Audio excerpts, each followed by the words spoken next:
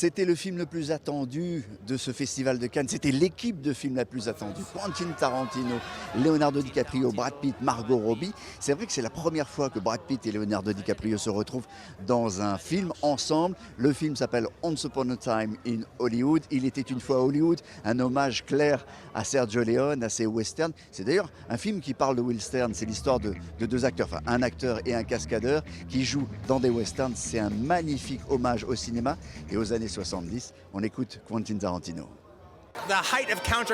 Et c'était l'espèce de contre-culture, Hollywood hippie, les personnages principaux en fait, ils ne font pas partie de ce monde, ils sont coincés à l'extérieur. Et tout a changé. C'est le 9e film de Quentin Tarantino. Et je vous le disais tout à l'heure, c'est la première fois que Leonardo DiCaprio et Brad Pitt jouent ensemble. Pourtant, ils ont une longue carrière chacun, quasiment 30 ans de carrière. Ils ont été tellement heureux de tourner sous la direction de ce maître du cinéma et de la pop culture. On les écoute au pied des marches. Toujours un plaisir, c'est comme personne d'autre en fait. Il est tellement vivant, tellement d'énergie et il adore le cinéma, donc c'est un plaisir de faire un film avec lui.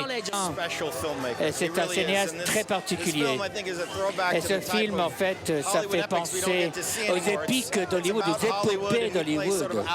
Et là, on est des gens, des étrangers et nous essayons de faire de trouver notre place dans ce monde de 69, une époque qui change. Le monde nous a dépassés et donc deux acteurs qui se dépassent. Et je peux vous dire qu'à l'issue de la projection, qui a duré plus de 2h30, le film a été accueilli par un tonnerre d'applaudissements, une salle en liesse, debout pour Quentin Tarantino et pour ces deux acteurs, Brad Pitt et Leonardo DiCaprio, qui sont peut-être des prétendants au prix d'interprétation à Cannes. Je vous rappelle que le film est en compétition et qu'il sortira dans les salles au mois de juillet prochain.